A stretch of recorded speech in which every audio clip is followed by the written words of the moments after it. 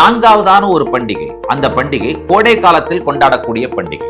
ஒரே ஒரு நாள் கொண்டாடப்படுகிற பண்டிகைக்கு வாரங்களின் பண்டிகை என்று பெயர் கொடுக்கப்பட்டிருக்கிறது. ஏன் ஒரு நாள் மட்டுமே கொண்டாடப்படுகிற இந்த பண்டிகை வாரங்களின் பண்டிகை என்று அழைக்கப்படுகிறது என்கிற கேள்விக்கு, நீங்களும் நானும் கொண்டாடுகிற பண்டிகையினுடைய விருந்திலே இயேசுவும் பங்கெடுக்க விரும்புகிறார் என்று சொன்னால் எத்தனை பேர் அந்த ஆண்டவராய் இயேசு கிறிஸ்து பங்கெடுப்பதை சந்தோஷமாக வரவேற்பீர்கள், ஏற்றுக்கொள்வீர்கள்?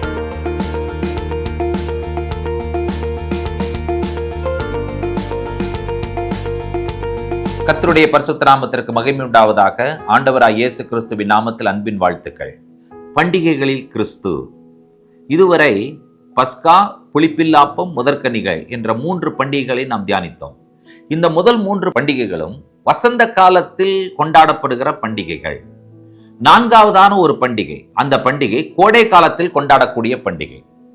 இதை லேவியராகமம் 23ஆம் அதிகாரம் 15, 16 வசனங்களில் நாம் வாசிக்க கேட்கிறோம். நீங்கள் அசைவாட்டும் கதிர்க்கட்டை கொண்டு வரும் ஓய்வு நாளுக்கு மறுநாள் முதற்கொண்டு எண்ணத் துவக்கி 7 வாரங்கள் நிறைவேறின பின்பு 7ஆம் ஓய்வு நாளுக்கு மறுநாளாகிய 50ஆம் நாள் மட்டும் எண்ணி கர்த்தருக்கு புதிய போஜன பலியை செலுத்த கடவீர்கள். இந்த பண்டிகைக்கு 50ஆம் நாள் கொண்டாடப்படுகிற பண்டிகை என்று ஒரு பெயர் உண்டு. ஆனால் பொதுவாக இந்த பண்டிகையினுடைய பெயரை நீங்கள் கவனித்தீர்கள் என்று சொன்னால், ஒரே ஒரு நாள் கொண்டாடப்படுகிற பண்டிகைக்கு வாரங்களின் பண்டிகை என்று பெயர் கொடுக்கப்பட்டிருக்கிறது. ஏன் ஒரு நாள் மட்டுமே கொண்டாடப்படுகிற இந்த பண்டிகை வாரங்களின் பண்டிகை என்று அழைக்கப்படுகிறது என்கிற கேள்விக்கு, பஸ்கா துவக்கி பஸ்காவிற்கு மறுநாள் இவர்கள் எண்ண துவங்கி 7 வாரங்கள் எண்ண வேண்டும்.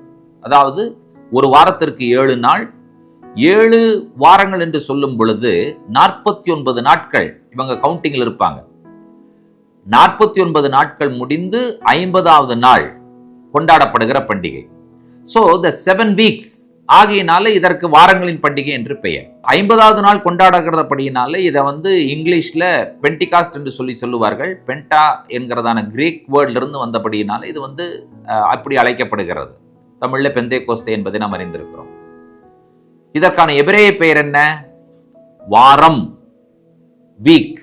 ஒருமையில சொல்லுவீர்கள் என்று சொன்னால் ஷவோ என்று எபிரேயத்தில் சொல்லுவீர்கள். வாரங்கள், வீக்ஸ் என்று பன்மையில சொல்லுவீர்கள் என்று சொன்னால் ஷவோத் என்று சொல்லி நீங்கள் எபிரேயத்தில் சொல்லுவீர்கள். ஷவோ வாரம், ஷவோத் வாரங்கள். அப்ப இந்த பண்டிகைக்கு என்ன பெயர் என்று கேட்டால் feast of Shavuot, feast of weeks, வாரங்களின் பண்டிகை என்று அழைக்கப்படுகிற அற்புதமான ஒரு பண்டிகை. இந்த பண்டிகை பொதுவாக மே மாதத்தினுடைய கடைசி வாரத்திலோ அல்லது ஜூனிலோ அல்லது ஜூலையினுடைய முதல் வாரத்திலோ நம்முடைய காலண்டர்ல வரக்கூடிய ஒரு பண்டிகை. கோடை காலத்தில் கொண்டாடப்படுகிற ஒரே ஒரு பண்டிகை தான். பண்டிகைகளில் கிறிஸ்து என்று சொல்லும் பொழுது நாம் அனைவரும் அறிந்த விஷயம், பஸ்கா அன்று ஆண்டவராய் இயேசு கிறிஸ்து மரித்தார். புளிப்பில்லா அப்ப பண்டிகை அன்று ஆண்டவராய் இயேசு கிறிஸ்து அடக்கம் பண்ணப்பட்டார். முதற்கனிகளின் பண்டிகை என்று ஆண்டவராய் இயேசு கிறிஸ்து உயிர்த்தெழுந்தார். இஸ்ரவேல்ல பிரதான ஆசாரியன் செய்கிறதான ஒரு அற்புதமான விஷயத்தை நீங்கள் இங்கே கவனிக்க வேண்டும். அது என்ன என்று சொல்லி கேட்டால், பிரதான ஆசாரியன் பஸ்கா அன்றைக்கு என்ன செய்வார் என்று சொன்னால், அவர் போய் ஒரு கதிர்க்கட்டை அறுப்பார். அறுக்கிற கதிர்க்கட்டை புளிப்பில்லா அப்ப பண்டிகை அன்றைக்கு பரிசுத்த ஸ்தலத்தில் வைப்பார். பரிசுத்த ஸ்தலத்தில் வைத்த கதிர்கட்டு முதற்கனிகளின் பண்டிகை அன்றைக்கு ஜனங்கள் எல்லாரும் பார்க்க அந்த கதிர்கட்டு அசைவாட்டப்படும்.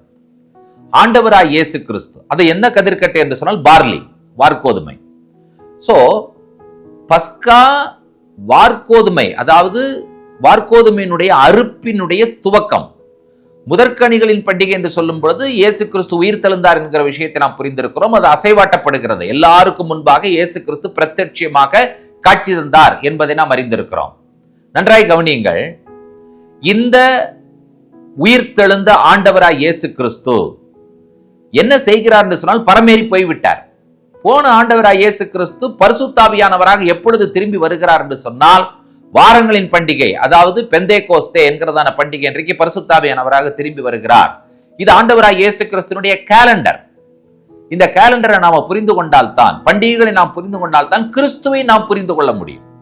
கிறிஸ்துவனுடைய மரணம், அடக்கம், உயிர்த்தெழுதல் கிறிஸ்து பரிசுத்தாவியானவராக திரும்பி வருதல், கிறிஸ்து எக்கால சத்தத்தோடு கூட 2ஆம் முறையாக திரும்பி வருதல், பாவ நிவாரண நாள் என்று கிறிஸ்து நம்மை எல்லாரையும் நியாயம் தீர்த்தல், கூடார பண்டிகையிலே 1000 வருடம் அரசாட்சி. இதுதான் கிறிஸ்துவினுடைய கேலண்டர் என்பதை நாம் அறிந்திருக்கிறோம். பண்டிகைகள் கிறிஸ்துவோடு தான் நாம் ஒப்பிட்டு பார்க்க முடியும்.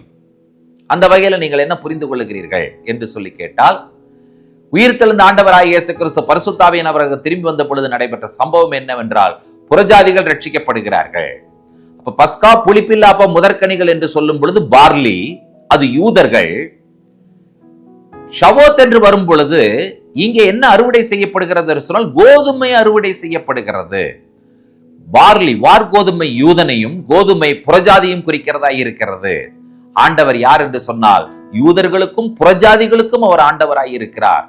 ஒரே மந்தை ஒரே மேய்ப்பன் என்று சொல்லும் பொழுது அந்த மந்தைக்குள்ளாக வார்கோதுமையும் இருக்கிறது, கோதுமையும் இருக்கிறது, யூதனும் இருக்கிறான், புறஜாதியும் இருக்கிறார்.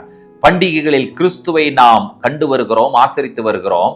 பிரியமான தேவனுடைய பிள்ளைகளே, ஆண்டவராய் இயேசு கிறிஸ்துவே, நீர் எனக்காக மரித்தீர், எனக்காக அடக்கம் பண்ணப்பட்டீர், எனக்காக உயிர்த்தெழுந்தீர், எனக்காக பரிசுத்தாவியானவராக என்னுடைய உள்ளத்திலே வாசமாய் எப்பொழுதுமே என்னோடு கூடவே நீர் இருக்கிற ஆண்டவராய் நீர் இருக்கிறீர் என்கிறதான அறிக்கை எதை நம்மை செய்ய வைக்கிறது என்று சொன்னால், ஷவோத் என்கிறதான அற்புதமான பண்டிகை நம்மை செய்ய வைக்கிறது என்று சொன்னால், பிரியமான தேவனுடைய பிள்ளைகளே, எத்தனை பேர் வாரங்களின் பண்டிகை என்று அழைக்கப்படுகிற ஷவோத்திற்காக, பெந்தேகோஸ்தேவிற்காக நீங்கள் ஆண்டவருக்கு நீங்கள் நன்றி சொல்லுகிறவர்களாய் இருக்கிறீர்கள். வாரும் ஆண்டவரே, எனக்குள்ளாக வாரும், என்னை ஆசீர்வதிக்க கடந்து வாரும், என்னுடைய பிள்ளைகளை, என்னுடைய குடும்பத்தை, என்னுடைய வியாபாரத்தை, என்னுடைய தொழிலை ஆசீர்வதிக்க கடந்து வாரும் என்று சொல்லி நீங்கள் அவருக்கு அழைப்பு கொடுப்பீர்கள் என்று சொன்னால், அவர் சொல்லுகிறார், இதோ வாசற்படியில் நின்று தட்டுகிறேன், ஒருவன் என்னுடைய சத்தத்தை கேட்டு கதவை திறந்தால் நான் அவனுக்குள்ளாக பிரவேசிப்பேன், அவனோடு கூட போஜனம் பண்ணுவேன் என்று சொல்லுகிற ஆண்டவர் தட்டுகிற, உங்களுடைய இருதய கதவை தட்டுகிற சத்தம் இந்த காலவேளையில எத்தனை பேருடைய உள்ளத்திலே, இருதயத்திலே கேட்கிறது? கதவை திறவுங்கள், இயேசு உள்ளே பிரவேசிக்கட்டும், நம்மோடு கூட போஜனம் பண்ணட்டும், நம்மோடு கூட ஐக்கியமாயிருக்க நம்முடைய அருமை இரட்சகர் ஆண்டவராய் இயேசு கிறிஸ்து விரும்புகிறார். பண்டிகைகள் என்று சொல்லும் பொழுது விருந்து என்பதை நீங்கள் அறிந்திருக்கிறீர்கள். நீங்கள் கொண்டாடுகிற, நீங்களும் நானும் கொண்டாடுகிற பண்டிகையினுடைய விருந்திலே இயேசுவும் பங்கெடுக்க விரும்புகிறார் என்று சொன்னால், எத்தனை பேர் அந்த ஆண்டவராய் இயேசு கிறிஸ்து பங்கெடுப்பதை சந்தோஷமாக வரவேற்பீர்கள், ஏற்றுக்கொள்வீர்கள்? வாருங்கள், இயேசு கிறிஸ்துவோடு கூட இணைந்து வாரங்களின் பண்டிகையை கொண்டாட கர்த்தர் நமக்கு உதவி செய்வாராக. ஜெபிப்போம். இரக்கத்தில் ஐஸ்வர்யமுள்ள எங்கள் அன்பின் பரலோக பிதாவே, இந்த ஆசீர்வதிக்கப்பட்ட அற்புதமான மனமகிழ்ச்சியின் காலை பொழுதிலே எங்களோடு கூட ஐக்கியம் கொள்வதற்காக, பண்டிகை கொண்டாடுவதற்காக நீர் எங்கள் மத்தியில் இறங்கி வந்திருக்கிறதற்காக நாங்கள் நன்றி சொல்லுகிறோம். ஆண்டவரே, மரித்தீர், அடக்கம் பண்ணப்பட்டீர், உயிர்த்தெழுந்தீர், பரிசுத்தாவியானவராக திரும்பி வந்தீர். ஆண்டவராய் இயேசு கிறிஸ்துவே, உமக்கு கோடான கோடி நன்றிகளை சொல்லுகிறோம். எங்களையும் எங்களுடைய பிள்ளைகளையும் தலைமுறையை ஆசீர்வதிக்க எங்களோடு எப்பொழுதும் கூடவே இருக்கிற தேவனாய் இருக்கிறக்க நாங்கள் நன்றி சொல்லுகிறோம். இந்த காலை வேளையிலே ஜெபத்தில் இணைந்து ஜெபிக்கிற எல்லா தேவ பிள்ளைகள் மேலும் தேவனுடைய கிருபையும் இரக்கமும் அனுகிரகமும் ஆசீர்வாதமும் என்றென்றும் நிலைத்திருக்க வேண்டும் என்று சொல்லி ஒப்புக் கொடுக்கிறோம். எல்லா துதி கன மகிமையும் உமக்கே ஏறெடுக்கிறோம். ஆண்டவராய் இயேசு கிறிஸ்துவின் விலையேறப்பெற்ற நாமத்தில் வேண்டிக் கொள்கிறோம். ஜெபம் கேளும் பரிசுத்தமுள்ள பிதாவே, ஆமேன். நம்முடைய கர்த்தராகிய இயேசு கிறிஸ்துவின் கிருபையும் பிதாவாகிய தேவனுடைய அன்பும் பரிசுத்த தேவாவியானவருடைய அந்யோன்ய ஐக்கியமும் சிநேகமும் நம்முடையோடும் கூட கர்த்தருடைய வருகை பரியந்தம் நீடித்து நிலைத்திருப்பதாக. ஆமேன், ஆமேன். தேவ சமாதானமும் கிருபையும் பெருகுவதாக. ஷலோம்.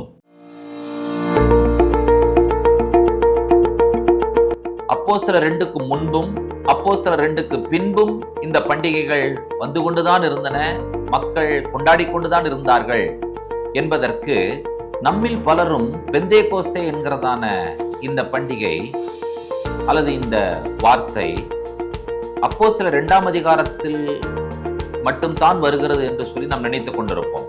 ஆனால் 3000 பேர் விழுந்தார்கள் என்று சொல்லி நாம் பார்க்கிறோம்.